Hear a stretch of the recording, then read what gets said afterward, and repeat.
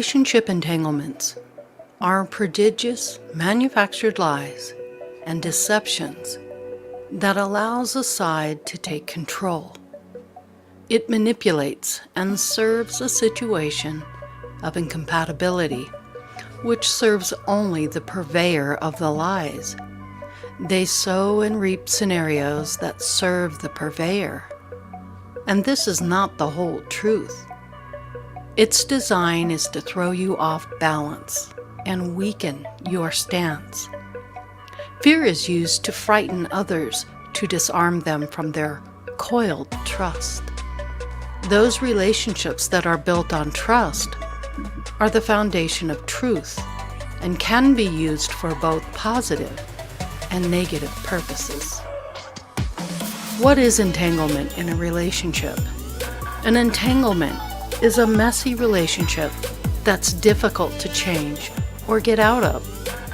It can refer to a prolonged or accidental affair, or to a codependent relationship that just won't end.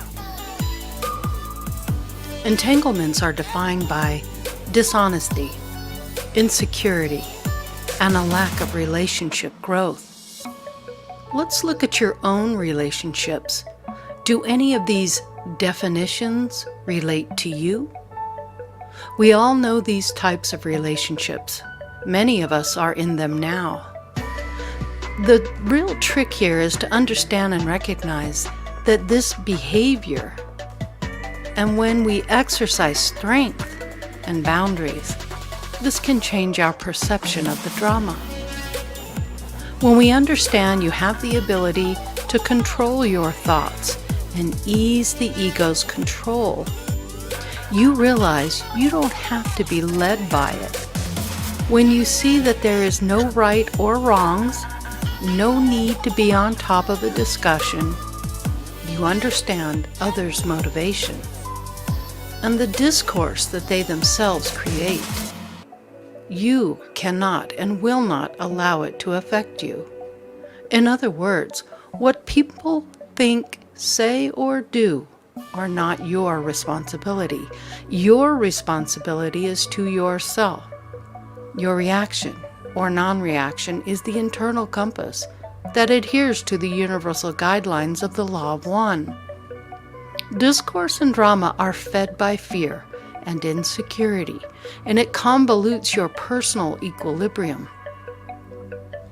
Allowing an entanglement is dancing with the energy, and you must make the choice to play or not play the proverbial game. When you understand the motivations of others, why they act the way they do, make the conscious choice to either accept what they are telling you, or you can search for the truth. And once you know this spin, you can then make the adjustment. When you do this enough, it becomes automatic. You're not feeding into the entanglement, ultimately choosing not to play the game. But you can also ask yourself, how do you create this game, this dance, and the entanglements yourself? What are your insecurities, lack of confidence? How is this contributing to the game you both play? Awesome, awesome. Welcome everyone to Andromeda 7, your celestial gateway. It's a pleasure to be with you guys tonight. Good to be back. Would like to say hello to everybody. We have quite the panel tonight. I've got Theresa D'Antone with me, Brian, Grandpa Brian, Water and Fire, Nick and Jasmine, Dalibor Suki, Michelle Thompson. Welcome, Michelle, and Hannah Ray. Good to have you folks with us tonight. I'd like to say hello to everyone in chat. Hi, Chloe. How you doing? Mark the Arc Spark. Good to have you with us. Beloved Abstract, how are you? It's been a minute. It's good to see you here. Let's see. Black Raven Meditation Metaphysical Lab. Hey, it's good to see you. Watched your video with Dalibor. It was a great interview. If you guys haven't checked out Black Raven's new channel, she's doing a... Actually, Dalibor, give us a little rundown on that real quick, if you wouldn't mind. Well, yeah, we basically started out with giving the history of this group, A7, as we call it. And the next episode is going to have Theresa and Laurie giving, their version of how events transpire to get us all here. And we also talked about some of the off-the-wall experiences that I've had, and it was kind of like a brief introduction of myself, as a person. It's good to see her doing this and getting involved. So the more light workers we've got, the better. So I'm all for that, and lots of success for you. We enjoyed our conversation, and you'll be seeing that soon. So check into her channel. It's really going to be a great space to go to and listen and learn. It's excellent. Let's see, I who else didn't do we even have? know. Let's see. I'm sorry. I should. I didn't know Black Raven was available tonight. Hey, I can send you a link, Black Raven. I'll do that now. I'll drop it in your text box. Yeah, more than welcome. Yes, absolutely. Yeah, Hang on you just betcha. a second. No worries. I'm going to go ahead and continue. She can decide whether she stays in chat or comes on. Right. We're just going to move forward. So tonight, everyone, we're talking about entanglements and relationship response traps. There are many forms, but every form is an opportunity to learn and grow in the Earth School. And these reflections are designed brilliantly to teach us something about ourselves. And we dance the dance until we decide through self-love and self-acceptance that we no longer choose to play the game. So tonight we're asking the panel how these entanglements help us learn and grow, and what are the types of relationships that have allowed you to shift your perspective of them. So, for example, a narcissist will bend the relationship to fit their needs, wants, and desires.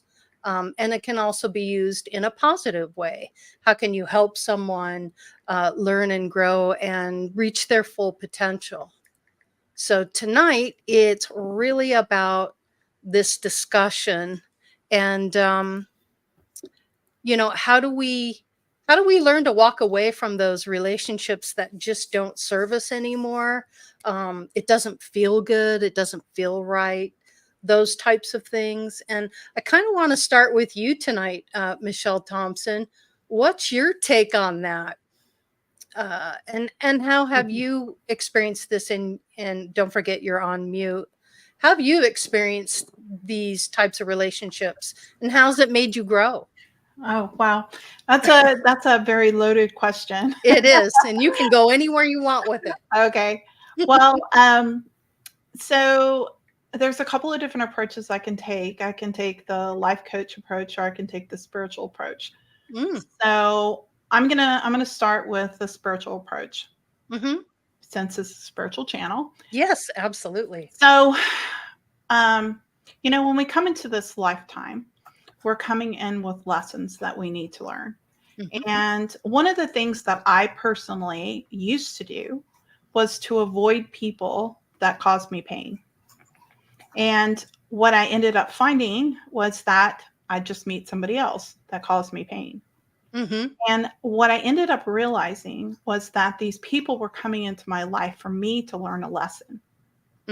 And so I decided to take a different approach and see it as, this is a person that I should be grateful for that's coming into my life, that's teaching me something.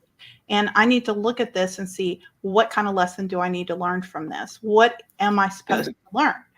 Now, I can learn a lot from this. I can learn that I can stand up for myself, or I can learn to fight back, or I can learn to unconditionally love this person and try to understand where they're coming from and handle the situation differently. And it was interesting because a lot of you guys who know my story, you know that I separated from my husband for a year. And a lot of it was because he was causing me pain. And so what ended up happening was, during our separation for a year, I self-reflected. And because I used to do the whole blame game. You did this, you did this, you did this. And I decided to take responsibility. And it was interesting because I said, I can only take responsibility for the part that I've done. And I didn't do this, or I didn't do this. And immediately he came back and said, well, my part in this is I didn't do this. and and I learned from that was that I needed to stand up and be stronger, but yet still loving and understanding and compassionate, because because he took a different approach to things didn't mean that he didn't love me, or and I wasn't, and in a way I was still playing the victim. I Mm-hmm. decided not to play the victim anymore. Mm-hmm. And by doing that, like, he's always going to have a bad day and be grumpy. Okay. It's just his nature. When he's having a good day, he's super happy, super kind, super generous, super all these things. But when he's having a bad day, he's kind of grumpy. And so I tend to, yeah. So what I do, Dr. Jekyll and Mr. Hyde. I know. So what I do is I'll say, "Oh man, Uh. you must be having a really bad day. Are you okay?" And I handle it differently, with compassion, instead of going, "Why are you being so mean to me?" Yeah. I don't take responsibility, and I don't take on those issues. Mm-hmm. Because it's on him. Right. It's what he's doing. And what I discovered was this was a huge lesson for me, to learn unconditional love and to get past acting like a victim, even though I was rebelling. And I didn't think I was acting like a victim.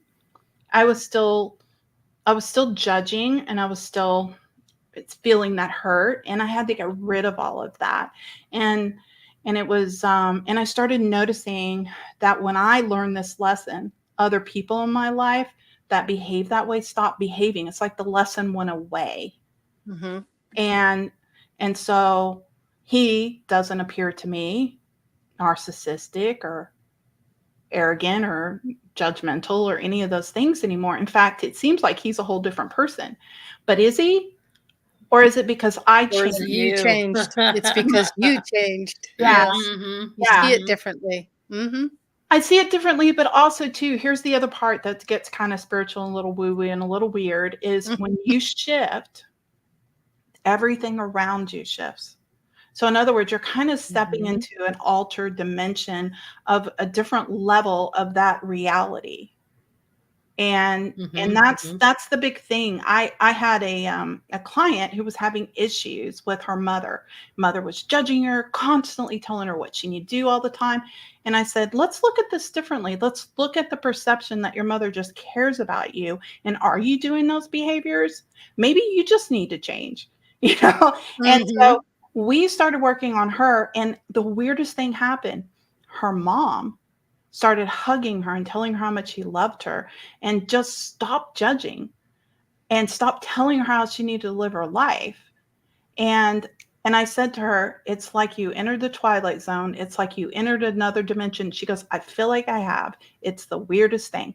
And that's the thing that I try to tell people, is that we enter into what I call like these life lessons. It's almost like a video game, right? You got this level in a game that you got to reach the next one, and then the next one, and then the next one. And you can't get out of that level until you learn that lesson. So all of people Challenges. are acting that way until you figure it out within yourself. Right up your alley, Laurie. Yep. So anyway, there's my I love that. Thank you, Michelle. That was very cool. Thank you.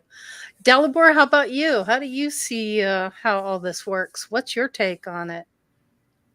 Well, relationships. Well, there's two different types of relationships. There's the type of relationships that men have, and there's the type of relationships that women have. Men tend to have relationships that are more agonic, whereas women tend to have relationships that are hedonic. What does that mean? In a primitive society, the men have to separate themselves and band together for purposes like hunting or defense, whereas the women have to band together for the purposes of maintaining the camp, raising the young, that sort of thing. Taking care of the home base, so to speak. And those are like the traditional roles. A lot of that gets translated into modern life because we're hardwired for that, with our brains being different and all, so that men tend to be more competitive in relationships. whereas a woman will tend to be a bit more cooperative. So there's two different paradigms at work: cooperation versus competition. This is So interesting. Very. yeah, so it's almost as if two different species are meeting, right? Instead of just two different Two genders. halves of a whole. Or two halves of a whole, exactly. So that's where all the relationship problems stem from, is from different expectations and different ways of interacting. Like, and in some people it may be individualized. Like I've noticed, or I've been told, that I treat everybody, including women, as if they were men, right? I really don't make any kind of a distinction, and that's the problem. And that I tend not to be overly emotional or get carried away or anything like that. In some ways, kind of like a robot or a So laborer. you lean towards the masculine side because you are masculine. Yeah, I And can't that's help just it. how you, yeah. I Well, can't help it. Yeah, yeah. and it's just that usually when a primitive man would come home, he would come home from the hunt, and the first thing he would want to do is stare into a fire, right? To this day, we have that same thing encoded where you come home, you want to stare into a TV, Decompress. stare. Yeah. From the day's hunt, almost lost my life. That thing almost ate me. Now I'm just like reflecting on Exactly. the day. hmm And nowadays, instead of staring into a fire or a TV, you stare into a computer, right? Yeah. Just to unwind from the day. And regardless of whether or not your work includes, staring at a screen, it's still, like I said, it's two different ways of thinking because, in men, it's the left brain that's dominant, and in women, it's the right brain that's dominant. That's the other reason for the differences. A good book to read on this is Men Are From Mars, Women Are From Venus. Yeah. I was going to say, did you read the book Men Are From Mars? Yes. No, I Because didn't. you were No. just describing a traditional. No, I I think you just, started breaking away from I actually just read the cliff notes on it, but I did read a lot by Desmond Morris. He was an evolutionary biologist, and he wrote the book The Descent of Woman, and that talks a lot about this as thank well. goodness to movies like Mrs. Doubtfire and Tootsie. Everything Never has saw sort them. of changed. You haven't seen those? Yeah, no. Oh, you Men haven't. pretending to You- be women. Oh, you watch those movies. I think that men are dogs and women are cats. Yeah. Could Yeah. be. Yeah, could be a good Yeah. comparison. It's the Yeah, contrast, I kind really. of look at it like that because men are if you just think about a dog, their response is always the same way. Uh-huh. They care about what? Eating, Themselves. affection, sex. Well, they're very. and cats are like, I want attention now. I want attention now. And then it's like, leave me alone. Yeah, but actually, that's not a good comparison because dogs are pack animals, whereas a cat is an individual hunter. Cats don't need other cats to survive. They do very well on their own. Yeah. I think It's my an stick interesting with the whole analogy. Go with ahead. Billboards thing is because I myself am very logical brain. Like I had to be in my masculine for such a long time as a defense mechanism to survive, right? Yep. So I don't necessarily think that it's archaic or that it's not wrong, but I think that men and women are varying degrees of masculine and feminine. That's So right. you can have a very feminine male and a very masculine woman, but those roles are still kind of different. So I think in the topic that we're discussing as far as relationships is how well do you know yourself? Like how far are you in your masculine and how far is your partner in their feminine, and how understanding are you of each other's needs, because as a person that was highly in their masculine, having someone like Nick around me helps me be more feminine. And it's so stupid because in you're in Delbor, you're saying we're hardwired into that, and me being very scientific and very logical. We were at an arcade, right? We were at Dave and Buster's, and I can pitch, I can throw a fastball. I'm a really good So we're playing the stupid axe game, and I'm hanging out with the girls, and I'm really good. I'm hitting the bullseye every time. As soon as he walks around the corner, my body's just like, oh, I can't do this anymore. That's real. Enough. And I'm just like, Mhm. what the hell is wrong with me? And no, and it's just it's the funniest thing ever. But it's there is some truth in it, but I feel like it's slightly more in depth than just masculine and feminine. There's degrees to it. Yeah, of course. I just gave a brief synopsis, for the purpose of like an introduction. Yeah, it is a lot more complex. What do you think about that, Nick? So first off, woof. I think Michelle's on from calls me a dog all the time. Second off,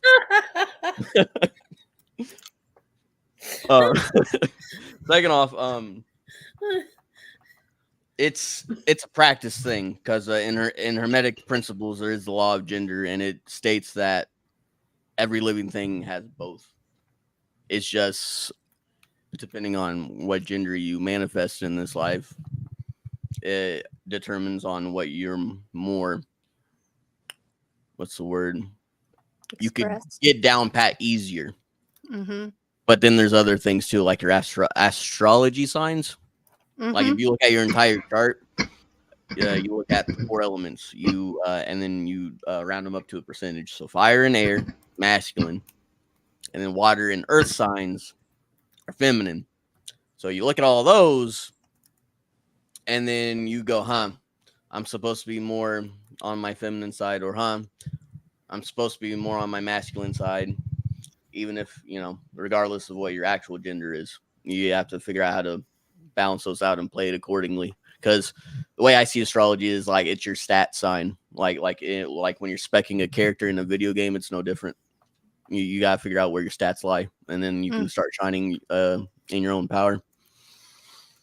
I also think that, like Dalibor was saying, we have this default instinct where in the right circumstances, we will start reverting back to traditional. It's just with so many broken homes and so many influencers baiting for likes and attention and all that stuff to get ad revenue, it warps the narrative. And let's just say how it is. There's a sucker born every day and they fall for it every single day. So they forget what it's like to when you got to be a man to be a man, or when it got to be a woman to be a woman. And then they get salty and they're like, oh, there's no real men around anymore, or oh, there's no real women around. You're going to attract how you act. If you want a more traditional guy, you have to act like a more traditional woman, vice versa. If you can't handle that, you have to accept the fact that you won't get the traditional kind. Like I have a friend where he swears up and down he wants a traditional type of girl, but he doesn't act like a traditional guy. He has a lot of feminine features, and I'm just like, you either got to build yourself up in this way, or you got to accept yourself for who you are now, and find someone who compensates for that. Because there are people. It's everyone's different. Everyone's unique. You can find someone that matches your synergy with whatever current energy you have. But if you want something different that's not matching with you, little buddy, you're going to suffer. Not in a bad way, but by suffering as in you're going to have to work for it, because you're literally telling yourself, hey, I don't like this. I want to gain this. I need to evolve. And evolving is hard. It's just the way it is. That's what I think. Cool. With Hannah, Nick, go ahead, Hannah. I feel like too, I agree with what Nick said and what's he saying, and Jasmine too. I also feel like, and I don't feel like this is fear mongering, but I guess the reality of what's happening now is it's a very scary time to be a woman, and it has for a very long time, and it forced us to be in a masculine state, even if it wasn't in our time. I mean, of course we chose it, I guess, but we had to be in our masculine. And naturally, when we're alone, or when women are alone, or people who lean more towards that, when we're alone, we do kind of fall into like this masculine. So I feel like right now and has been, women who identify as feminine are learning how to be a woman through, you know, lost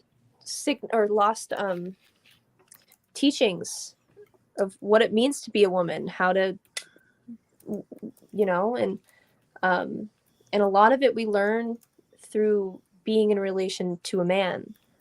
And a lot of men, they're like, my woman's really masculine, and it does take for them to be like, what is it to be a man, so that woman can fall back into her feminine. And it takes time, I think. And I think the polarity of masculine and feminine, they're kind of made to trigger each other because of the opposition. And I think relationships, if we're taking entanglements in that way, relationships and gender, I think it can boost your growth, definitely. I just wanted to say that interesting that you guys are going with the masculine feminine. I didn't expect it. I didn't expect that either. I'm gonna redirect here just a little bit. So it's for me, and the whole premise of the entanglements and relationships. It's not just with, you know, a husband or a wife or a mom and a child. Could be family situations that you run into. Maybe something you grew up with your family. Maybe they don't approve of the person you're with, whatever their little entanglements are. But it's really being able to understand that there is an entanglement and that you're making a conscious choice to either play with that energy or just kind of, you know, skirt around it, move around it, but not to get entangled in it, not to get caught up in the emotions and the expectations of relationships, and having a more centered approach and knowing that you have a choice on how your relationship is going to go with anyone, the things you'll tolerate, the things you won't. Why people do what they do, understanding both sides. But really, for me, it comes down to self-respect and self-love. If you are anchored in that as a spiritual person, then you have the tools you need to not be caught up in those kinds of entanglements. I agree with that 100%. I So, think you hit the nail on the head. So it really does come down to that core aspect of who you are. And speaking of core, it's good to have you with us, Black Raven Meditation. Real happy to see you. You look like something was going through your mind there, Black Raven. Did you want to add anything? Yeah, you know, as this was brought up in the beginning, I thought of two different things. One was Miss Maya Angelou, who says, "Love liberates; it doesn't confine." And I think that's one of the most beautiful statements anyone can ever make about love, isn't it? To love someone with an agape love to the place where we can love you right here in front of me, and then why, right? Like, go do your thing, baby. You know, and when we come back together and we can enjoy that time, right? It also makes me think of Buddhism, of course. There's a prayer, and it says, as I open my eyes, I smile in joy with 24 brand new hours ahead of me. May I come to every living being with eyes of love. And I really love that because, you know, it really is about just softening our gaze sometimes. Like sometimes that is love, right? Just softening our gaze to people. And, you know, and I understand the dynamics of just life, right? Like those perceptions of love can be tainted, or, you know, sometimes we feel we have to give these exorbitant showings, right? When sometimes really all it takes is just, you know, and for me, that's that, as you were talking about a second ago, Laurie, for me, that's what, allows me to maneuver in a place where I'm not entangled in my work. I'm not entangled with my relationships. I can travel. I can still cherish all of these relationships for exactly what they are while we're together, because there's no expectation of, hey, you're going to fulfill this for me, right? Yeah, right. We can just enjoy that, you know, and it's always a reciprocity, right? And to to know ourselves, like many of you said tonight already, to know ourselves well enough where we can set those boundaries and we can set this is my gym, right? And if we can go at this together, like that's love, right? And Mm-hmm. if we can't, that's still love, right? Right. Yeah. Say, That's you okay. know, Now I know what I don't want. yes, Mhm. exactly.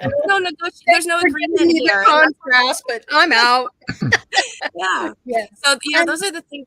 Those are the yeah. things that came to my mind, though, as you talked about that. So Mm-hmm. yeah.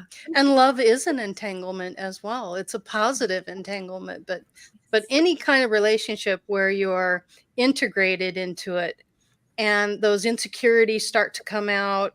And the one thing that really got me after my spiritual awakening was people would say to me, "Well, you make me feel like this." I said, "I do. I have a lot of power. How do I make you feel anyway? How am I doing that? Wow, that's amazing. You just put a bunch of power in my hands, but I don't want it. That's yours." See, not the thing me. about the entanglement part Uh-huh. and the relationship trap is involving the parents, right? Because like Mhm. most relationship fail because of the Dunning-Kruger effect on the part of the parents, where parents feel that my son or my daughter is much too good to be Mhm. marrying this particular person, So they right? have the expectation and So you they have don't. exactly, and most divorces come about because of the conflicts with the in-laws, because Mhm. they start getting involved in the marriage. And Mhm. I personally know a lot of people that whose marriages got broken up by the in-laws getting Mhm. involved, Yeah. And that's where and boundaries come You know, in. and Yeah, also in the case of like the where the man was like more involved with his family than he was with the wife, right? yeah. Yeah, which created a lot of animosity with the Yep. wife because it's like, Hmm. well, who am I? What am I? Chop liver? How come you don't Hmm. care what I think? There's so many different dynamics to all of this.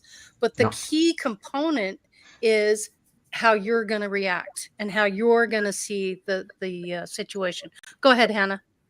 It's how you're going to react, and also the feeling of safety and how much trust you feel enough to actually express your vulnerabilities and your truth, Mm-hmm. and how that Mm-hmm. person's going to take it too, you Mm-hmm. know. Good And point.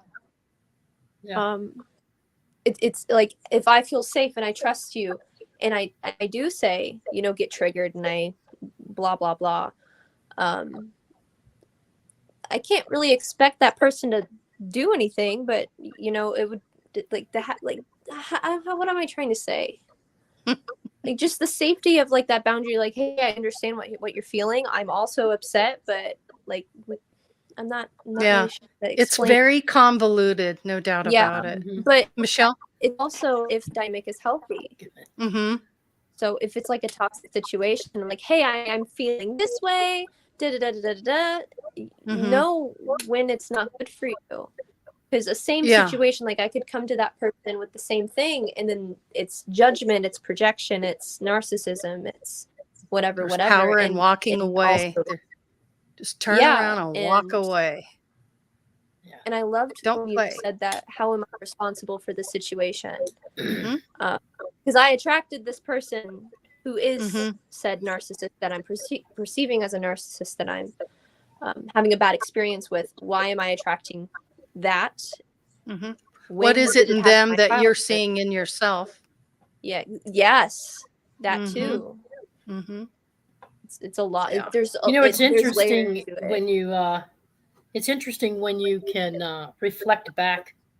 Once you, for me, the biggest thing was when I finally woke up to what was really going on and understood, which was just recently, by the way, what's really going on in these relationships, Uh-huh. even if they're your close brothers and sisters or you know, relatives. Doesn't have to be a significant other, but when you're in this entanglement, part of it is clearing karma. It's part of your soul agreement to experience something with someone.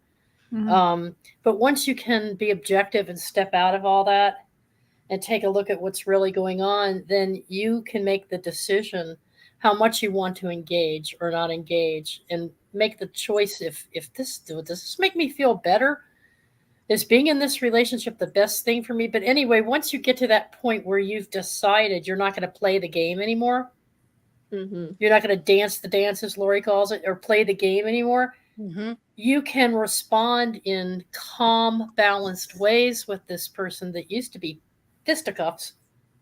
But now you can combine, you can bring love to the table, compassion and understanding, without being judgmental or critical, but also not allowing your emotions to get triggered. So you have mastery over the emotion.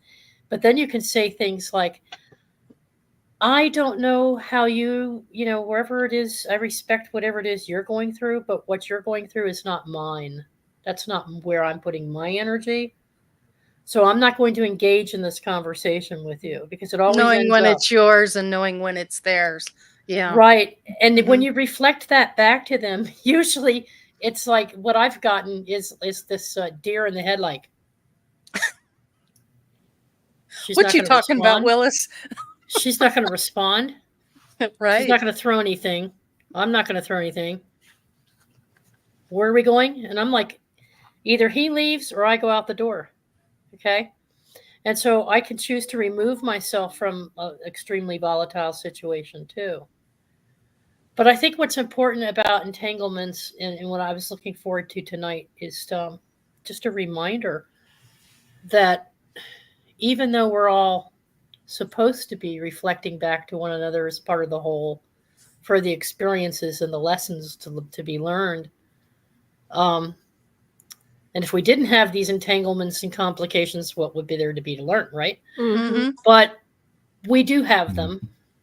And it's when they get out of control for everyone involved, to the extent where they become so manipulative, codependent, to the extent that it becomes a sickness within a family unit, where everybody's treating everybody in the most horrible ways possible, like one-upmanship and competition. And that leads oftentimes to not only mental abuse, it can also lead to physical abuse and violence.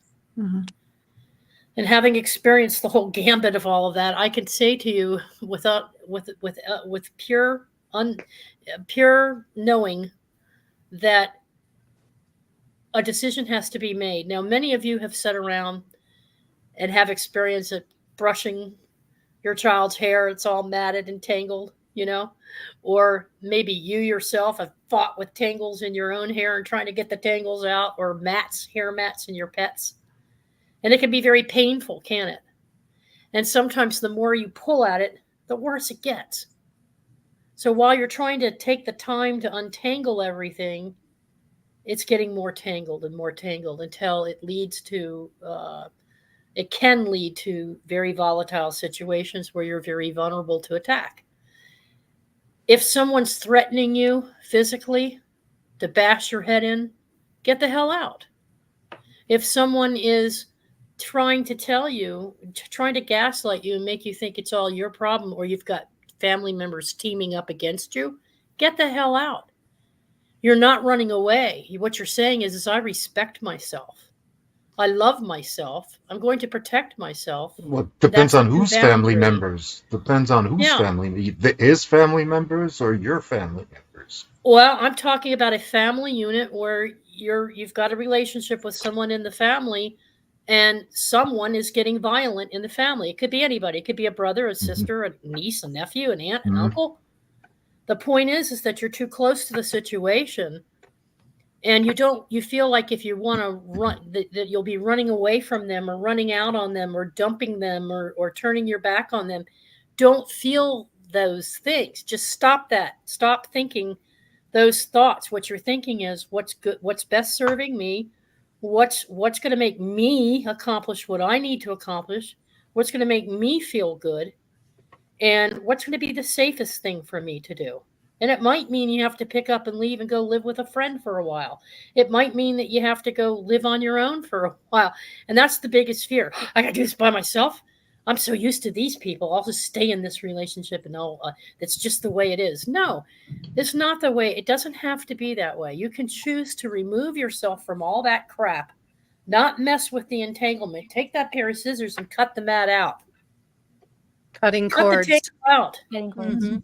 Now, you don't have to cut cords necessarily if if that person gets treatment and that person comes back around and you want to try to give it a go again with because after all, it's your family or your close group, but never feel like you're letting somebody else down. This isn't about them. This is about you, your choices, your responses.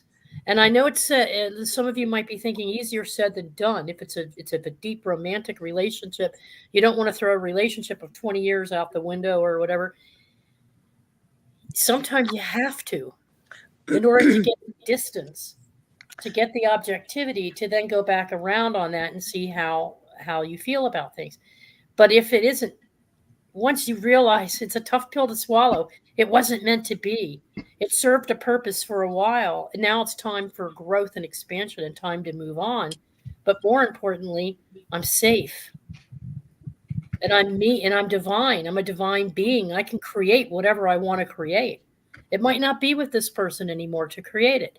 Michelle walked away for a while. You all departed for a while. You got back. Doesn't mean you can't go back if things work out differently when you move forward. But when you're going through it, it's so hard to see that there's a light at the end of the tunnel.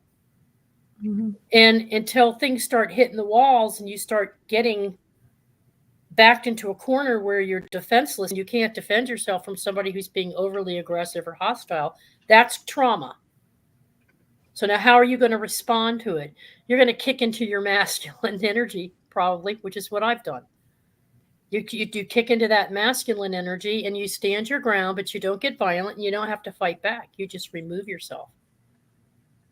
You give them the choice too, but if they won't, then you do it. So that's how I look at how the extreme side of the entanglements can get. But some entanglements are worth working through if you're not feeling threatened and you want to try to do some of the, you learn so much about yourself. I learned how much I could really take. I learned I don't have to cry at the drop of a pin. I learned I don't have to get overly reactive to it, right, Laurie? You going to say something? You want to? No, I was just thinking that every relationship you're in, there's a beginning, a middle, and an end. Yes. It's an evolutionary process through that relationship. So whether or not you stay in it and you want to make it work, or whether or not you decide it's time to leave the relationship, or you're setting the boundaries, it's a process, and you just have to go through it and learn it and figure it out. Hannah, I'm sorry, Hannah. Michelle, I'll come right back to you. Hannah, you had yours up. Go ahead. Yeah. I had two things. I loved what Theresa said. It's very beautifully said. I feel like everyone goes through this game of the game that you guys keep referring to of like entanglements in a negative aspect. I feel like it has to do with awareness though, and the acceptance of reality. I feel like toxic positivity goes really well with this topic. Like you're like, that feels bad, but you're making excuses for the person in the name of love. And it's like, okay. And then I feel like that's a wall separating you and your self-respect. And a lot of people I feel don't want to accept it is because they aren't ready, or they don't feel safe, or it's not their time to actually process the pain. Right. And that's okay. You haven't got there yet. Yep. You're Exactly. still learning. And safety, again, plays a really big part in that, because I wouldn't want to feel the things that I was supposed to feel back then and now in an environment that's not good for me. That's vulnerable. But it takes time. It takes time, definitely. And also, one man's medicine is another's poison. So people might experience being very affected negatively, and the other partner, they're just like being themselves, standing in what they love. And both perspectives are valid. And it's just kind of how I think they're both necessary. Exactly. And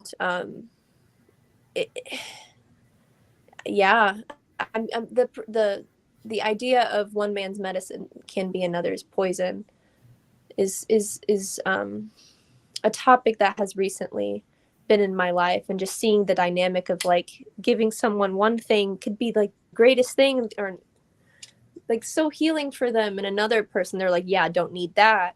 And some people, I went through a lot of things in entanglements in a negative aspect, and I felt like I really had to show, I guess, express my shadow side and really get into the know of how powerful I am with saying no, being like fighting back, if you will. And I wouldn't say that that's like a healthy thing to be in all the time, but I know that I have that in me. Well, see, that the issue there is that that comes from a mismatch in the evolutionary level of each of the partners, and that you have mismatched evolutionary levels. So either one or both partners are immature. That's usually the other problem, and that's, I feel, what you're talking about. Immature, what do you mean? Like, what would you, sorry. Well, I guess I don't understand. Well, usually you have when you have a mismatch in expectations, that's because of a mismatch in evolution, right? Where that person is not sufficiently evolved enough to be in that type of relationship. Yeah.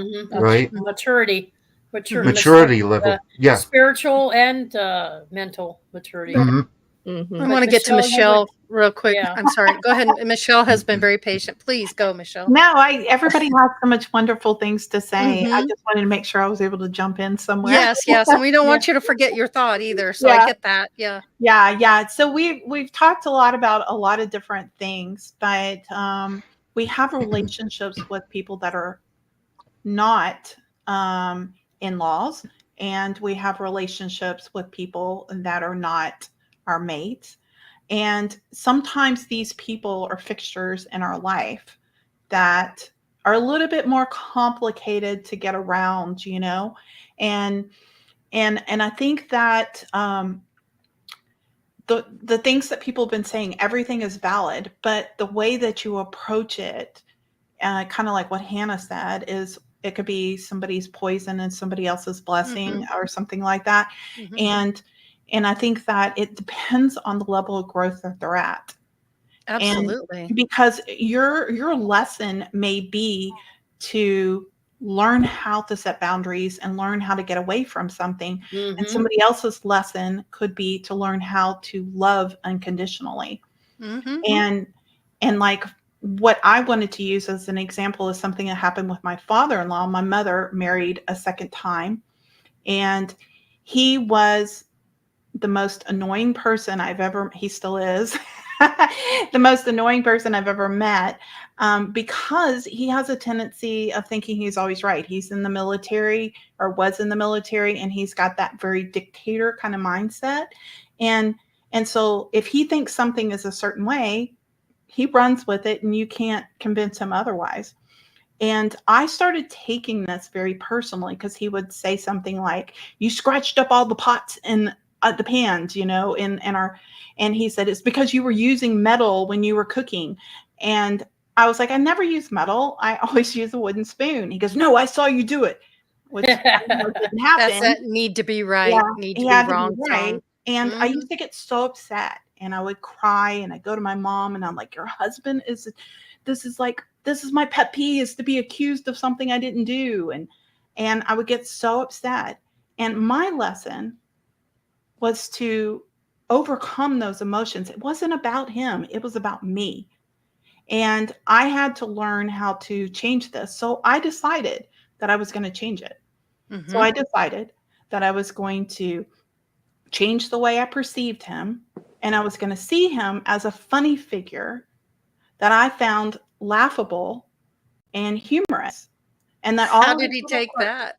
Well, I'll tell you, he actually likes it, because he would come up to me and he's like, "You blah, blah, blah." And I go, and he's short and he's bald. Okay. So I would go over to him and I go, "Oh, stop messing with me, little man," like that. And I'd rub on his head, and he would start laughing. And then he called my mom out, and he'd go, "Carol, your daughter's messing with me." And then I take a towel and I'd pop it at him, and just turned it into a game. and he would laugh. And he ended up being a person that had my side in so many situations that it turned into, even though he's a complicated person, I learned how to work around his personality. And if he starts his stuff, I'll just go, Larry, stop. I don't have time, you know, or just whatever. Ain't And got time for that. I don't have time for you, buddy. And I make it into kind of a joke, and we play a little silly. And I just found that it was me who had the problem. Okay. And this is where the biggest challenge, and that's the level of growth that I'm talking about. Sometimes it's about, you have to run, you have to let go. But after you learn how to not subject yourself to that, the next level is learn how to change your perception and learn how to deal with things differently, because ultimately the goal in this life is to learn how to love. And I think Black Raven said it very clearly. It's all about love. I mean, that's our goal in life all the way across the board, is to learn how to love unconditionally. Well, and that's who we truly are in the afterlife, is pure love. We come here for the contrast and the individuality, because in the etheric realms, you're all one. You have the support of everyone, and there's great love. But when you come here, it's the absolute opposite. You're learning how to be an independent person. You're learning things firsthand. And you all had a hand in creating the scenario when you came to Earth, because it is the Earth school. This is a school to learn how to be what you're not truly are in the etheric realms. Jasmine, you had a comment. I'm sorry. Yes. So taking everyone's little tidbits from what we're saying, I think the biggest thing is to learn that it's a balance, right? So we do have to set those healthy boundaries with people, but that's only if we're at the awareness, like we were talking about a few shows ago, of ourselves. Because if not, then what you're going to do is you're going to start ignoring and start avoiding people that just make you feel bad, or just make you, or, you know, they pop your happy bubble and you're just like, I'm not going to hang out with them. And it's like, you have to come from a place, chance. you have to come from a place of balance, of knowing yourself and being aware enough of like, all right, you know what? This person's triggering me. Why? Do I know why? Or is it just because, like, what is it about them? What's going on? You know, take that second, that breath. It's like a you or me. Is it and you it's like, or both? You don't have to, you don't have to do it right there in that second. You know, you can do what Theresa says, take a step back, take a time to reflect, take a time to do all that stuff. But the thing is, how much are you aware, and how much balance can you actually start practicing? So you have to listen to your body, listen to your emotions. What is that creating? What is that bringing out of you? Is it bringing out your toxic, your traumas, your trigger responses? Is it bringing out hostility? Is it bringing out your survival? Are you like cat's claws, and, you know, you're gonna cut someone's Why am I feeling like this? Yes. So, what is this about this right now? Yeah, like why do I get so triggered about X, Y, and Z? And like for me, it's family, and it's like, my family is super religious. I like everything that you guys said, 100%. That's like what I've been going through. But I decided to take a step back because I started noticing that I would start going into these emotional spirals, because I still was yearning for like their acceptance, because I was always the black sheep and I always wanted to be in a family. You know what I mean? So I had to take that step back, like Theresa said, be on my own so I can see the full picture. And I know that we're talking about maturity in the chat, and maturity to me is being able to see the whole picture, taking a third person view and actually looking at everything in front of you and being able to be like, okay, so this is where I stand, and actually making a decision and not a reaction. Because if everything's a reaction, you're just being controlled. It's another method of control, because there's always that thing of, are you being controlled by the stream? Like, are you swimming downstream, following the current? Are you going against it? Either way, that person is being controlled by the stream. So if you're being controlled by your reactions, then you're not giving yourself that maturity, that grace to actually make a decision informed with your body, your emotions, your intellectual, your spiritual. Once you realize what is best for you and what brings out your love and what brings out what you're happy about, when you feel that at your core, then you'll be able to say, you know what? No, this is a boundary that I'm not going to play with. This, I might have to explore a little more. This, no. Like, you'll start to respect your own views because you took the time to listen to yourself. Also, too, because of your relationship with your family, you know what you don't want over here. Now you know what kind of a family that you want to create for yourself over here, because you have the contrast of what you don't want. You know, I have the same kind of family as you do, and my family is very religious, and I ran across a huge conflict because I'm way out there completely, as opposed to them. Because you're woo-woo? Yeah, because I'm woo-woo. Oh my God, universe, woo-woo label on her. oriented. Here Yeah. we go. But I decided that I wasn't going to hide who I was, but I wasn't going to throw it in their face just like religious people throw it in my face. I'm not going to tell them that they're wrong. I'm not going to argue with them. But, you know, like when my mom brings up stuff, I just talk at her level. I don't have to prove anything. Right. There's it's not a battle. It's not who's going to win. It's your own truth, and they have their personal truth. Right. And that's where unconditional love comes in, right? You just accept. Yeah. You don't have to unconditionally. You don't have to believe the way I do. Yeah. She sees all my posts on Facebook and my YouTube videos and all the crazy stuff I do, but she doesn't confront me and I don't confront her, and we have a beautiful relationship. And see how her authentic self, even if you disagree with it, taught you to be who you are and what to believe. But the key is that mutual respect between you two. Yeah. And when it starts, I think that comes from a place of understanding that everybody has their own free will and everybody has their own right. You know what I mean? But everybody has their own truths as well. The problem comes when it becomes toxic is when they start encroaching on that free will. They start trying to. There's no respect for your opinions and beliefs. What I found there, Jasmine, is there's these like 4 or 5 things that keep coming up over and over and over with these kinds of relationships, and I've had it with friends, romantic partners, family members, co-workers. It's having the same type of argument or the argument over the same thing over and over and over and over. It's like, why are you bringing this up this time? What does this have to do? I like the ones that dredge up the past on you. Yeah, they dredge up the past. That's over. Yeah. So that keeps coming to the surface. Another sign is that feeling misunderstood or not feeling safe that I just mentioned. But usually when some some people are more open to sharing their emotions than others, and so I might be more of a sharing type of person, or somebody else might be more closed-minded. So they're not as touchy-feely as I am, you know. So the ones that are more sensitive, it's a sensitivity issue. If you're a very sensitive person, I admit it, I'm a Cancerian. I'm sensitive. I'm an empath, you know. But if somebody else is like totally the opposite of that, like a Scorpio, or it's really, rigid. Huh? Pretty cool. Careful there. Yeah.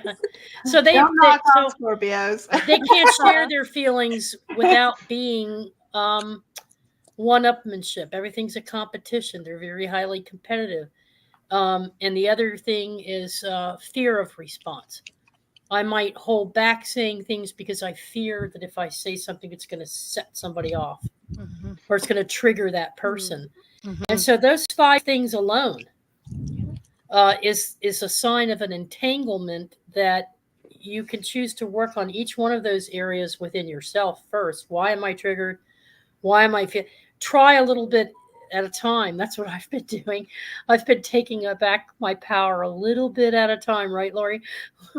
Every week I try, I do something different to put more balance into the relationships that I can have, more of a communication, because until I can move on from all of this, I have to put up with what's here in front of me. But so it's a little bit at a time. It's baby steps, navigating that relationship, but not obsessing about it.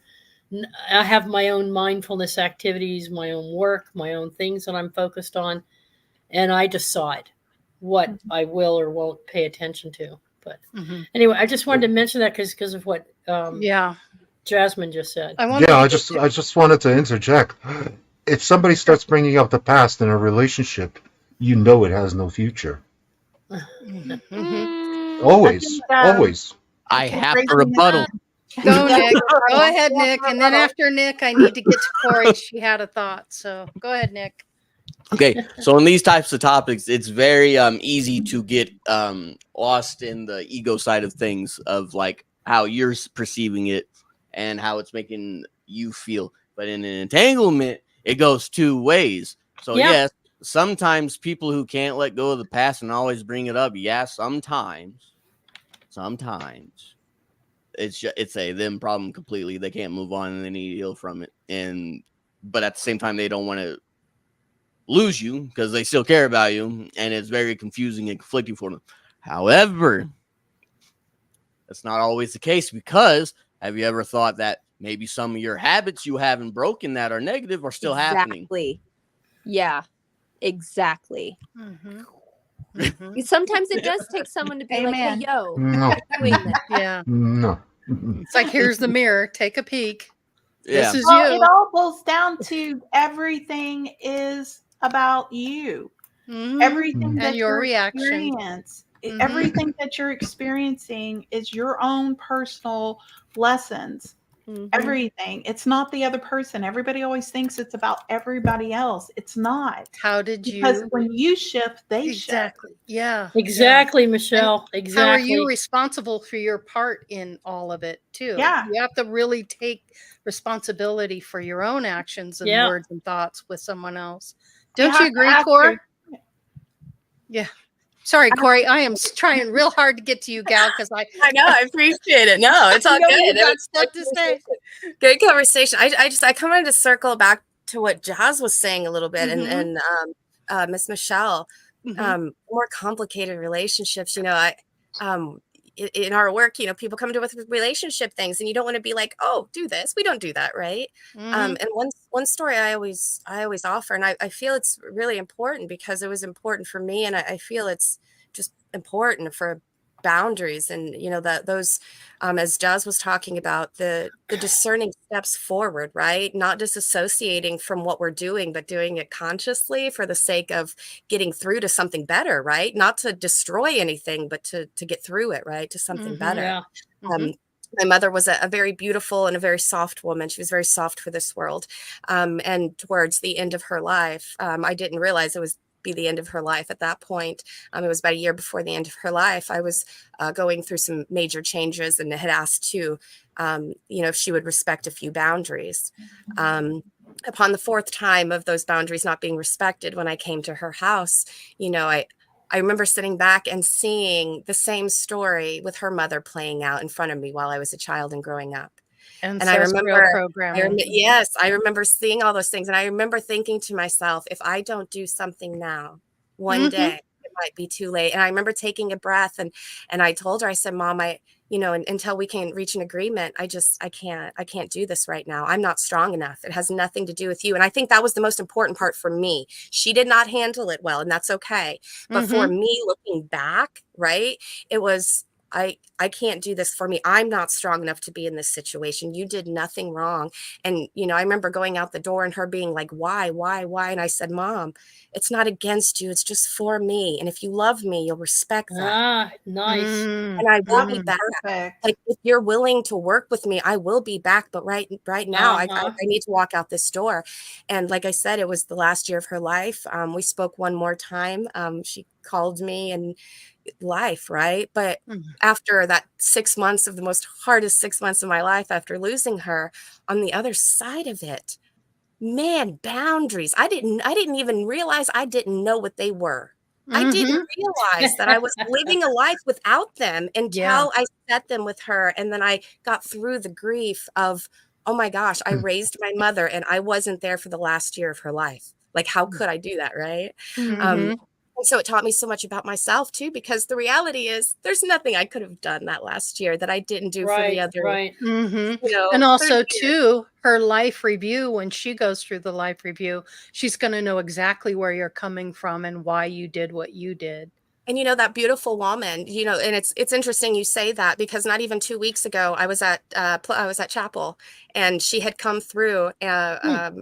Reverend Nancy brought her through, and she said there's this beautiful woman with this long brown hair, and she just wants to say, Core, I never understood why you were so fierce in being independent, but I get it now. And I Mhm. just looked at her and I said, I feel her healing next to me every day. That's And like great. her and I just both started crying, which is so unprofessional for our training, but we did. We did that Well, together. what a release, because you Yeah, knew the truth and she yes, knew the truth and you're both yeah. on the same Mhm. page. And it But gave you didn't people know it when you were going through the it. space to ask me things about it, you know, Yeah. and I think that helps a lot of other people get through it too, because they're like, I just don't have the words. I don't know what to do, you know, and Mhm. it doesn't have to be against anyone, does it? No. Yeah. Mm-mm. No, It's we beautifully know it's said. Yeah, particularly well said, if Nor. that's well said. And you Mhm. know, it's particular if one were to view this from a divinity perspective. We're all divine, and we're part of that divine creation, and we have created. So we created all these different aspects to experience. And so if everything we create comes from beauty and love, then all relationships have beauty. True. And all interactions and entanglements have love and beauty Yeah. associated with them. It's how you open and approach one another from the get go. And this was not something I understood until my awakening. Mm. And so during the awakening, I get to experience a whole different way of playing the game, Yeah. And you're so enjoying caught up in the it. human experience all the Yeah. time that you can't really see you can't Mm-hmm. see through the trees, and once you get out there and everything opens up, then you Yeah. start to understand this, Yeah. spiritual stuff. So But instead of but it all approaching every, stems from you. It's all about yeah, how you see it, how you play the game, how yeah. you're And going to that's the approach test. something That's or the won't. It is the initiation that we test. initiates are facing. Mhm. Yeah. That we are here as initiates, are we not, Michelle? Mhm. Absolutely. And so And that's what we're facing. Go ahead. yeah, no, I was just going to say, you said something that really made so much sense to me, and it just kind of reminded me of how energetic creatures we are, and Yes. our emotions are so powerful. And Mhm. believe it or not, people, even ones that are not enlightened or not on the spiritual path, they feel that energy. So you can sit here and go, I'm not mad, but yet you're pushing all this negative energy towards them, Uh-huh. and they are Uh-huh. going to respond to that. And so Mhm. Uh-huh. you're like sitting here going, I'm trying to be nice to this person, but you're like, Mhm. and Yeah. they're But you're still not being responding to mindful you about that way, your own right? feelings in that moment. Yeah. That's the key. That's the trick. Being It's about aware. what you send out, you get back. And Yeah. I promise you that if you show up with love and compassion, that person cannot come back with you at you that way. They're going to come back at you, and it's like matching, or at least trying to It's true. bring it down. That's why You know? that's why Triggers. when you said in the beginning of the show that you Mhm. recognized it wasn't necessarily him that changed, but maybe it was you. Yeah. But it's a catalyst for what it does is it eases, it disarms, it builds more trust, or they have second doubts about their, well, I can't accuse her of that anymore, can I? I can't say this anymore, can I? So it changes their whole outlook on how they interact with you and maybe others, for all you know. Oh, absolutely. It might help with their relationships with others too. So they could be seen learning that something. happen. I've seen that happen with tons of people that I know. And Yeah. and I can tell you that when I show up with compassion and understanding, even if I disagree, it's the response that I get is a whole lot better than Yeah. me just pretending and going, okay, all right, you're right, being sarcastic, but Yeah. throwing out Yeah. that negative energy and trying to convince myself that I'm being nice, but internally I'm not. And that energy does get Yeah. projected, and they feel it and they respond. Because it's Right. truth. Yeah. And now it might not be our responsibility to change someone else. That is true. No. Not your But it is our responsibility to change our Yeah. perceptions and responses. our responses and our reactions. And if the I benefit see you, is that Nick. be the frequency, you'll get back. You'll have an improved relationship, hopefully. Let's get to Nick. Nickster. Nickster, what's up? I'll Get to start Nick. going like this since I'm above him. Yeah.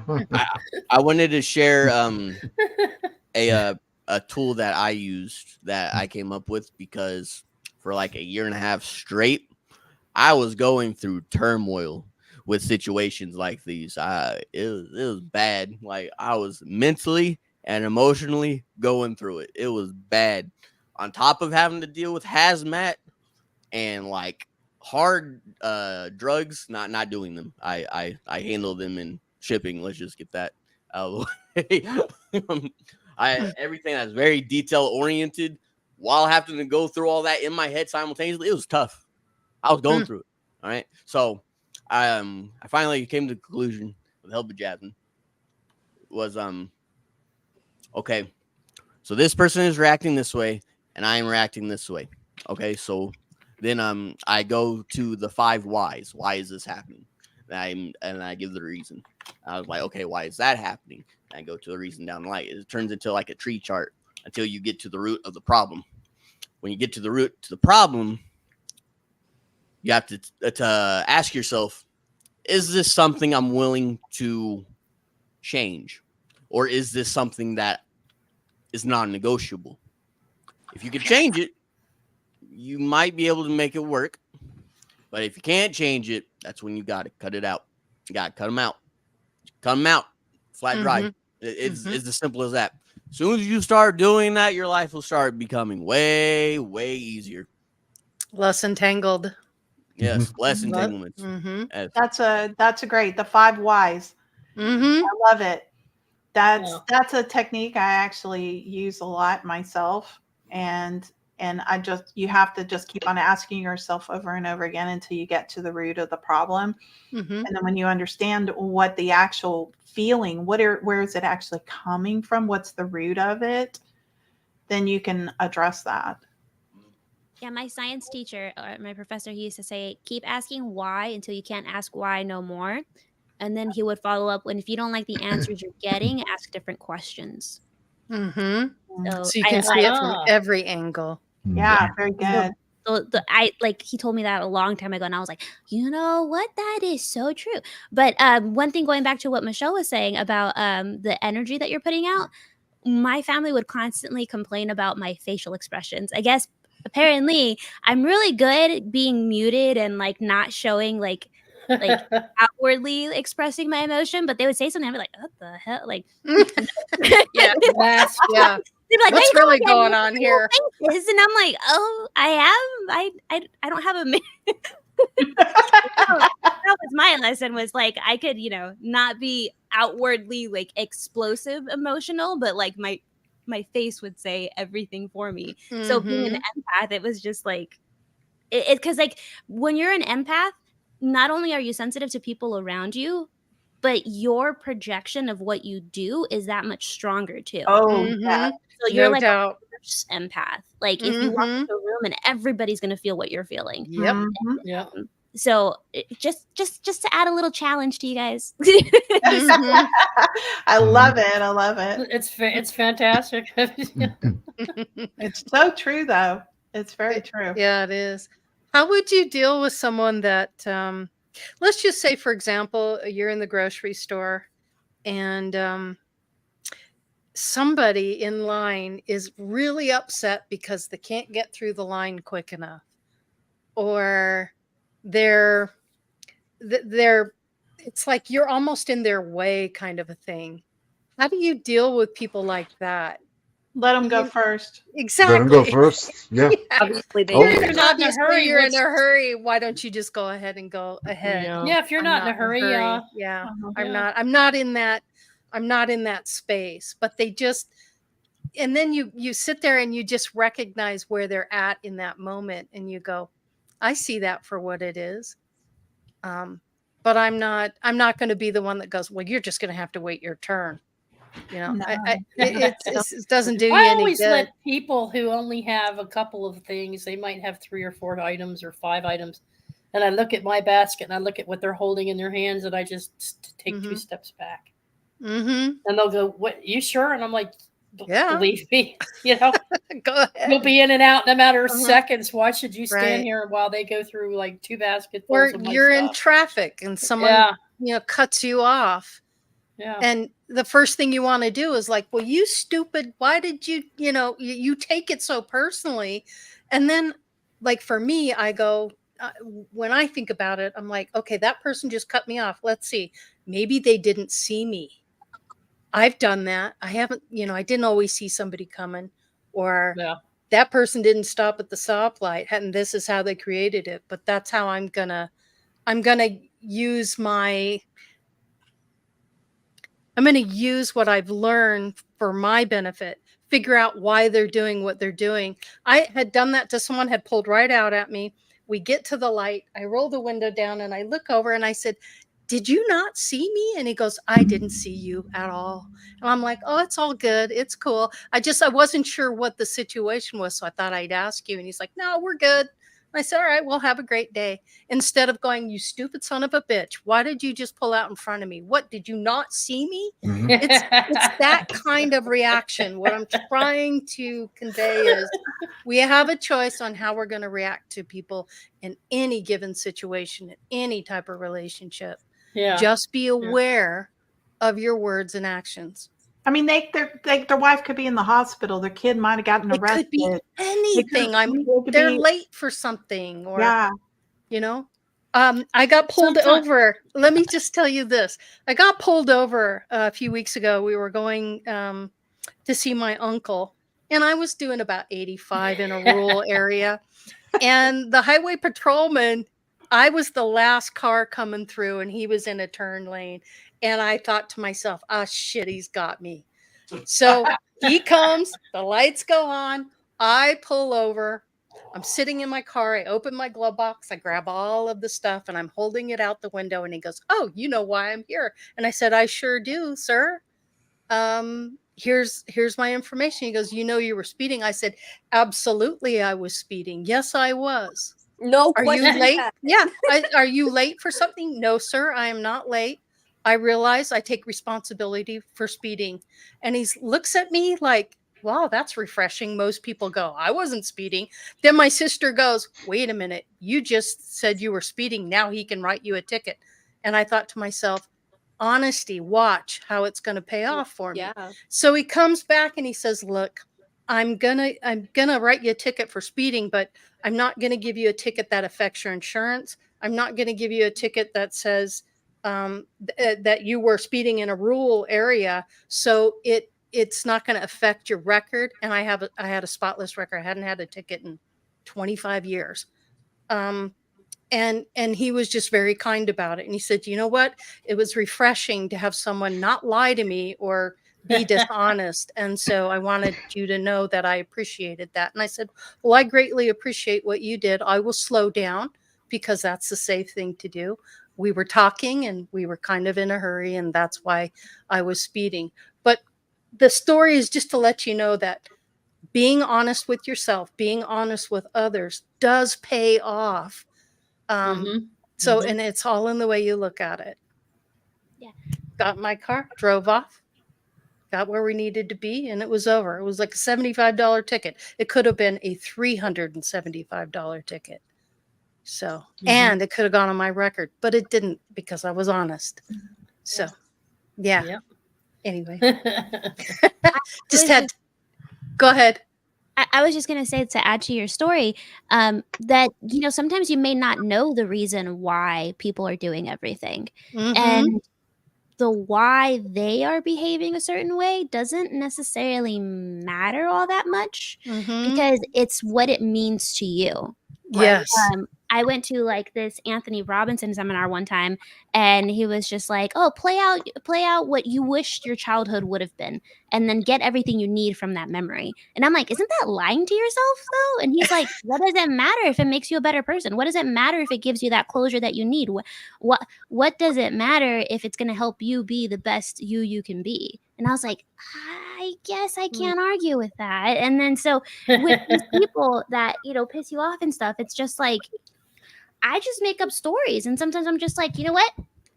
Their cat might have gotten in trouble, or this might have happened. And then I try to let it go, because I have the same problem, Laurie, where I speed and I'm just like, look, stop putting me in a box. That's why there's 4 lanes. You have the slow, the medium lane, and the fast lane. You want to drive what you want to drive, go to the slow lane. Yeah. Yeah. Well, you know, you bring up a really good- 10 cars pass you doing 100 miles an hour, and you're the one doing 80, and you get popped 80, for it. 85. Yeah. I was keeping up with traffic, officer. Right? Always in the far left Jasmine, that Yeah. reminds me of I was driving a transit bus for a while, and before I had that's what gave me this accident. But I was driving a transit bus for a while there to make ends meet, and this woman came on board the bus. I think I've told this story a long time ago, but for those of you who haven't heard it, she came on the bus, and she had 3 screaming little children. I mean, these kids were just out of control. They were screaming. It was like 7 o'clock at night, almost 8 o'clock. And people on the bus were having this cascade or domino response all the way down to the very back of the bus about this woman, the annoyance, the children, not having control over your kids, shouldn't have them out this late. Every kind of judgment you can think about, they were crucifying this woman. And I'm trying to concentrate on the traffic, and they're banging on the bus and yelling at me to get her to calm her kids down. She's in tears. The kids are in tears. We finally get to a stop where I could just pull over the bus. And I just sat there and looked at everybody until everybody just calmed the hell down. And one guy was yelling at me, and I said, "No, I'm not moving the bus until you sit down and calm down." And I turned around to her and I said, "Is there something we can do for you? You're clearly upset. The children are upset. What is it that you need?" She responded and said, "My husband just passed away, and the kids don't understand what happened to their daddy, and we just came from the hospital, and they haven't had any food all day. None of us, I just want to go home. I'm just trying to get home." And a man from the very back of the bus, who had complained the most, had said such terrible things, came right up to her and said, "I am so freaking sorry. There's a McDonald's right there. Let's go over there and feed these kids and get them fed. That's cool. And I will get you back, bring you back to the bus stop, and make sure you get to your stop safely." That is so tragic. I'm so sorry to hear you lost your husband today. She responded and said, this is the last bus fare I have. And I reached down below and pulled up a car. I said, "Well, take this compliments of ride-on service. And you take this and your children, and you go get some food. And then you get on a bus." And I said to him, "Are you going to make sure he's like, "Absolutely." And he goes, "I'm so sorry." I said, "You had a day too, didn't you?" He goes, "It sucked." I said, "See?" So you never know and this is how entanglements begin. It's you start a cascade effect, and then maybe the next you know, and it builds, and the same thing can happen in a work relationship too. You know, somebody failed a project, they had a bonus riding on it. That bonus was paying for the dental surgery for their children. There's all kinds of motives as to why people act and react the way they do. My trick in my family was understanding, what is it you want from me or expect from me? And if you're expecting things from me that you ought to be doing yourself, then your expectations are wrong. Your expectations are causing me angst. So there are times when you just want to step back and try to find out what's going on with this person. Why are they acting this way? And why is it such a competition all the time? And so I have found out that talking through a little bit and trying to understand a little bit about where they're coming from, and then take responsibility for what did I do to trigger that behavior? Because I can trigger people and not realize it. And so now I understand what some of my behaviors are that triggers other people, and I've been able to make adjustments. And that's good for me because that's a learning curve. You know? Amazing. That's great. So Yeah. Well, guys, we're coming to the end of the show. I'd like to do final thoughts. And you know what? We'll go with Nick and work our way up. Nick, Jasmine, final thoughts on tonight's show, entanglements and relationship response traps. I just want to share something that someone shared with me at the drum circle. And it goes something along, I might butcher it, but it goes something along the lines of, when you're having a misalignment with somebody, is to say this simple thought bubble or prayer, whatever word floats your boat, is forgive me for everything that I've done to you. And thank you for everything that you've done for me. And then you just reverse it, so that way you can see the perspective and how everybody's on the same side. We're all in this together, that's for sure. There, no ifs, ands, or buts about that. right. Yeah. Nick, you? Final thoughts? So unfortunately, we have a limited amount of time in this version of us. Entanglements of any kind, whether it's romantic or family or friendships or just random people on the bus, all these things are going to take some of your time, and all of them are happening for a reason. So it is up to you on how long you want to be on that lesson. I promise you, the faster you figure it out, the happier you'll be, and the faster you'll get to where you need to go. So, yeah, it's not worth the energy. It's not worth the time. You got to learn how to let go. And you also have to learn, once you let go, how to better yourself so it doesn't happen again. Yeah.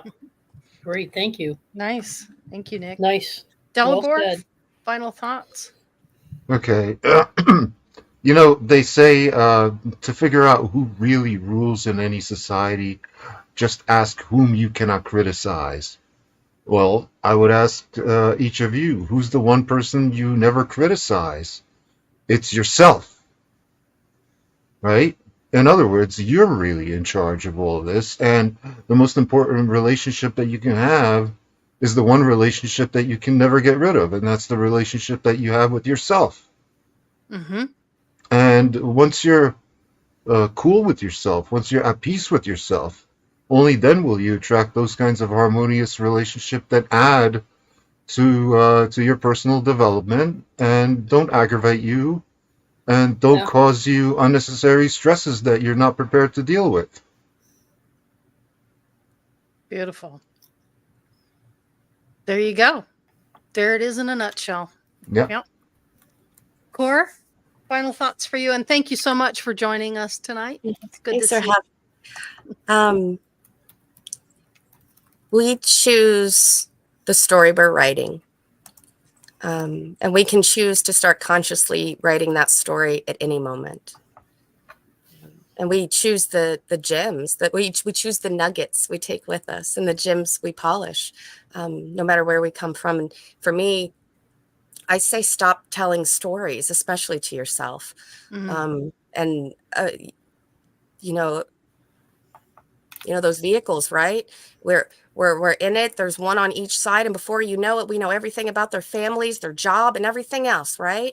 And to like take that moment, to take that moment and say, baby, you don't know anything, right? Come back to yourself, right? Just be here. Just be in the car.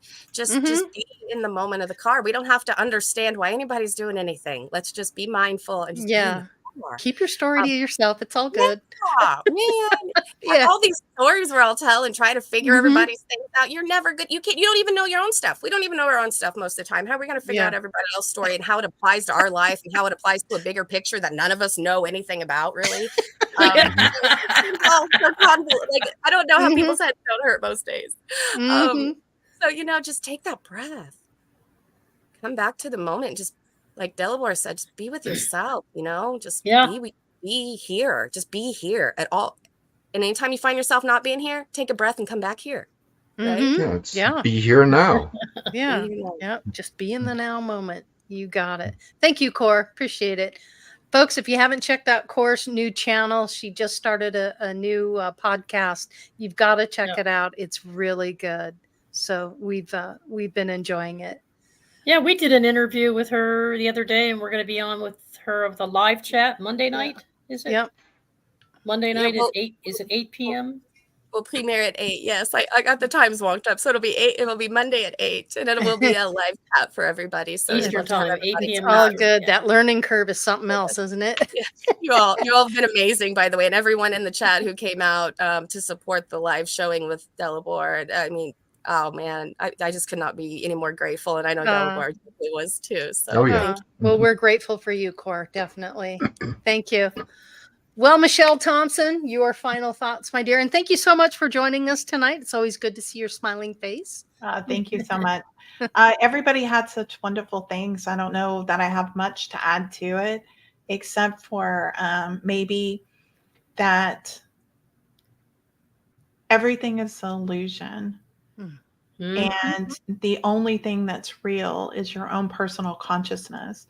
And so when you recognize that you're the only thing that's determining what you see and what's in front of you, you can paint your canvas any way that you want it. And then it becomes your own personal creation. And that has to do with all the people around you. They will respond to you based on your beliefs, your thoughts, your emotions, your actions, all of those things. If it's not just what you say, it's about how you feel and how you're responding to things, because you're the ultimate creator of what you see. And when you change all that internally, everything around you changes. That's why it's an illusion. Yeah. Break exactly. Go ahead, Theresa. Thank you, Michelle. You're welcome. My turn. Oh, no, I was just actually, she's right in track with. I was looking up quantum entanglements the other day because I wanted to see what quantum physics had to say about entanglements.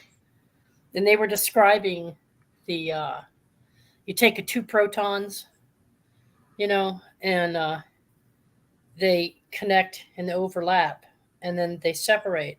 And it doesn't matter how far apart they are. They could be on the opposite ends of the universe or the opposite ends of a planet.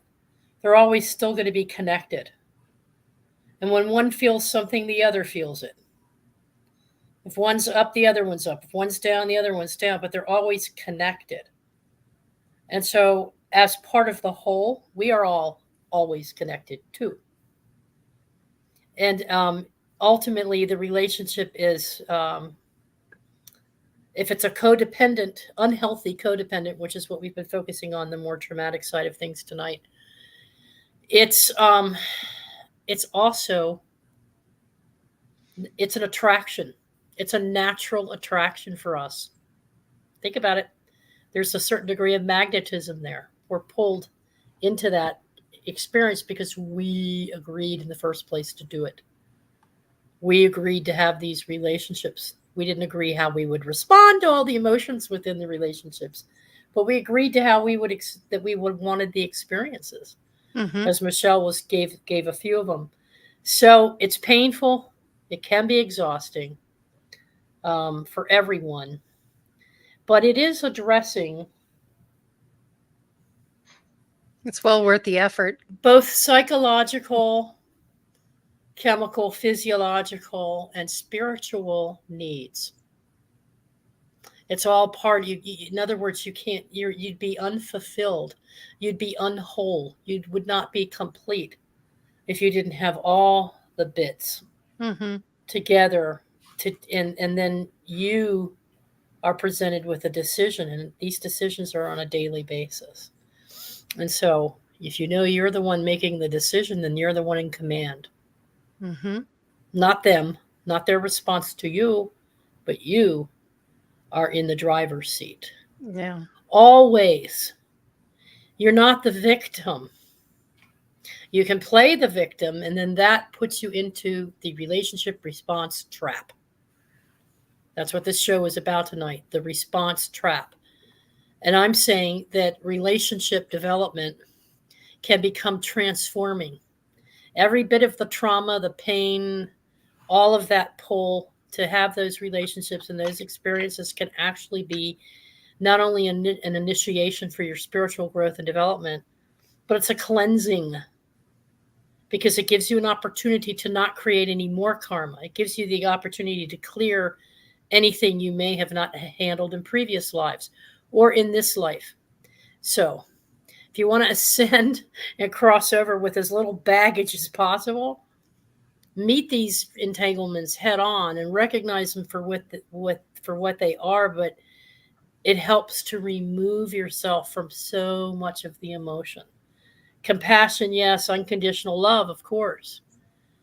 Empathy, yeah, up to a point, but not to the point where it drives you bat you know what crazy.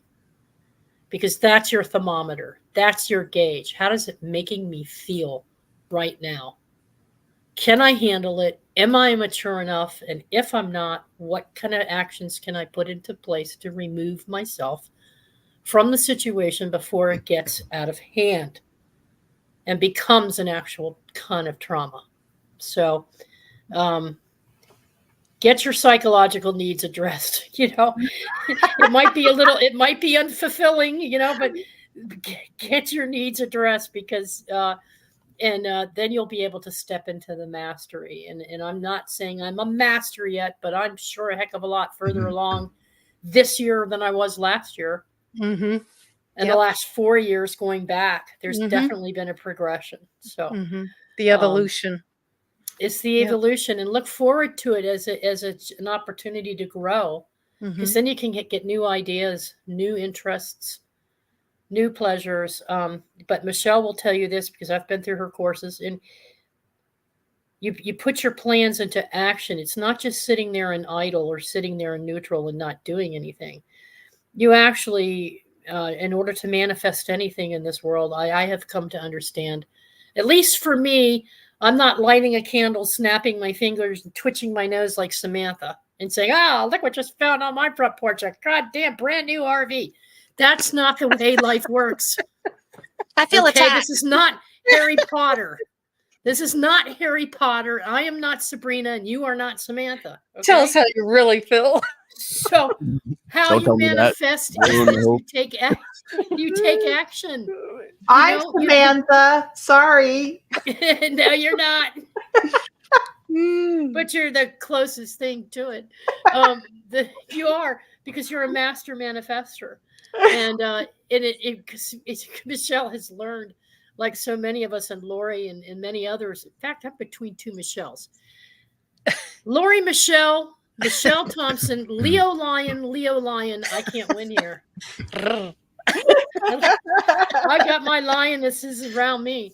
So anyway, it's just that you can't just think about what we've said tonight. And if you need anything, there's all kinds of groups, but get counseling, get help from development folks like Michelle. She's a healer. She's been through this. She's helped people in business with their entanglements and trying to get their businesses up and running, personal levels. She even has her own personal experiences you've heard tonight. but that's how I got help. I got help from my guides, but I wasn't solid enough in my own relationship with those guides yet, and so I had my two Michelles. You know, these are the two people that have helped me the most in the past couple of years, and I'm grateful for having this relationship with them because they brought the best out in me. And you can still bring the best out in you in any kind of a relationship. You Just did the realize that, yeah, you got to do the work. You did the anyway. work. That's right. I agree, Michelle. Yes, I did. You I did the did. work. Yeah. Yeah, but Yeah. So you all are catalysts for getting people to think about for the each things they other. need to think about. Because a lot of people are in situations right now. Maybe they're going to hear this tonight and go, you know what?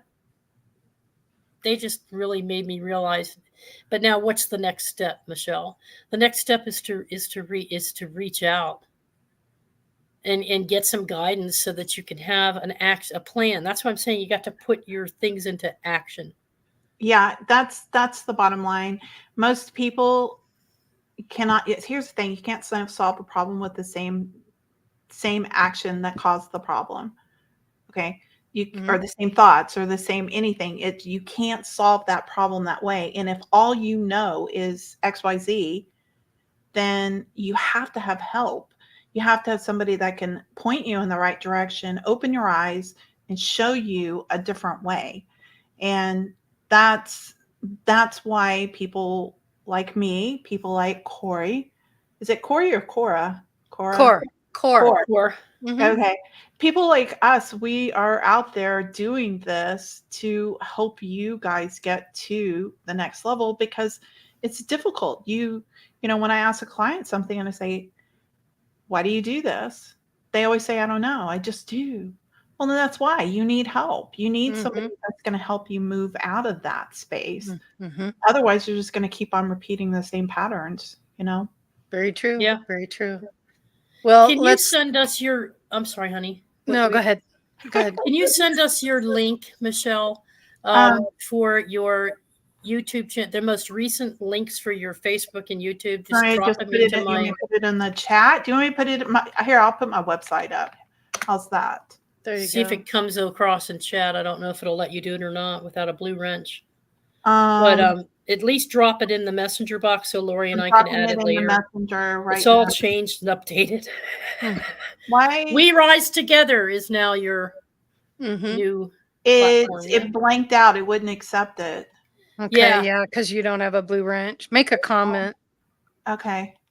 I did. I put it in. Oh, sorry. Yeah, I'm not going to be able. I don't have the time to do it real quick. No, that's okay. Yeah, just send it to us and we'll drop it into the description and moving forward and all, and make sure that folks have it. And I'll put it out there in our group box for you too. I put it in the private chat, but yeah, I got it. Hang on, I'm trying. Yeah.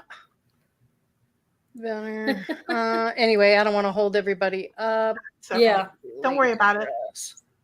Let me try this one more time, see if it'll paste. Yes. Oh, we have success. There you go. Okay. There it is, folks, right there for you. Okay. Yay. Yay.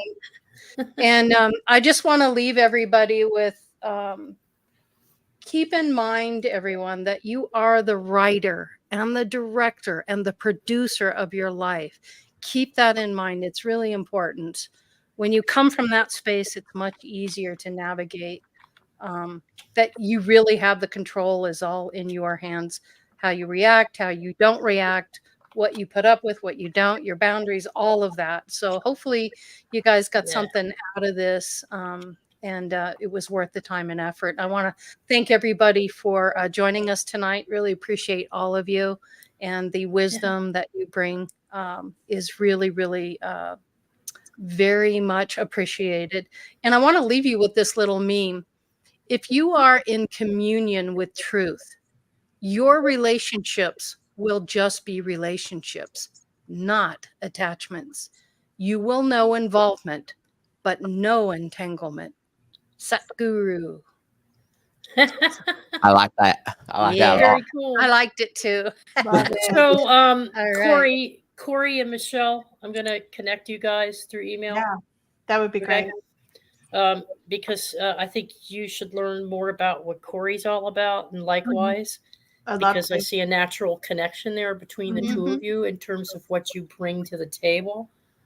And you also might get a good interview out of it. Oh, I'd yeah, love you it's to. a good networking opportunity. There you yeah, go. both of There us, you we go. could- Yeah. I could interview you. You could interview me. We could do that. There you go. Wonderful. Welcome to you. Yeah. You're both healers. You're both work Welcome in to the counseling. gateway. Yeah. Yeah. Yeah. That And is the just purpose. real quick, Yes. my channel is We Rise Together, and it's all about bringing all different kinds of people together, no matter what your belief is. So there's talks about all different types of religions and beliefs and philosophies and all kinds of stuff. Lots of masters on there. I mean, I usually only bring in people that are, like core level. Yeah. Core. Oh, or Yeah. yes. Yes. CORE. Wait, this way. There you go. Oh, okay. What are you doing? You